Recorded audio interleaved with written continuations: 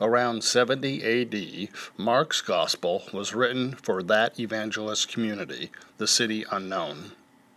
It is not an account of past events. Biblical scholars have recognized for a long time that the four anonymous evangelists wrote to meet needs of their respective Christian communities. The Gospels are not historical accounts of Jesus. Consider what the heavenly voice says at the baptism of Jesus in the synoptic accounts. God the Father did not literally speak from the heavens. Mark gives the earliest surviving account. You are my beloved Son. With you I have been pleased. Matthew and Luke based their accounts on what Mark had written. What was Mark's source? We cannot be sure if Mark based his gospel on an earlier and now lost gospel, but ultimately Mark's source was the Old Testament. Mark often conflates two or more Old Testament texts to depict what happened during the time of Jesus. Mark, or the school of writers we call Mark, didn't know much of what happened 40 years earlier.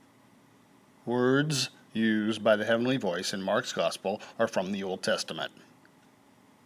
The declaration, "You are my son," is from Psalm chapter 2, verse 7. The original text uses second person, and Mark retains the second person. "In you I have been pleased" is from Isaiah chapter 42, verse 1, though that source uses third person.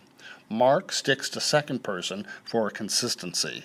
Second person, you, means that God speaks to Mark's Jesus, nobody else listening, which keeps with Mark's theme of a secret messianic mission. It means that Jesus learns at his baptism that Jesus is special.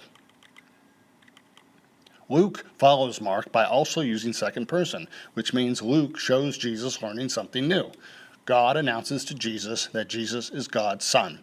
This makes sense in Mark's Gospel, but makes no sense in Luke's, since Luke earlier had passages indicating that Jesus is clearly God's chosen one.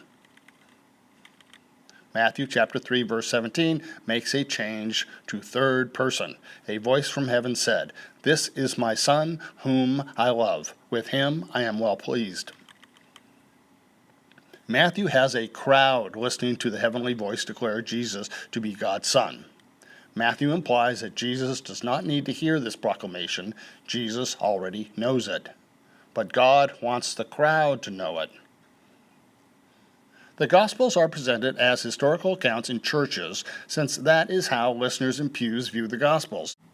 Preachers don't wish to make waves or shake faith by speaking of the Gospels in more sophisticated ways. A chasm exists between biblical scholarship and pulpits, between what is said among modern biblical scholars and what is preached in sermons to the faithful on Sundays.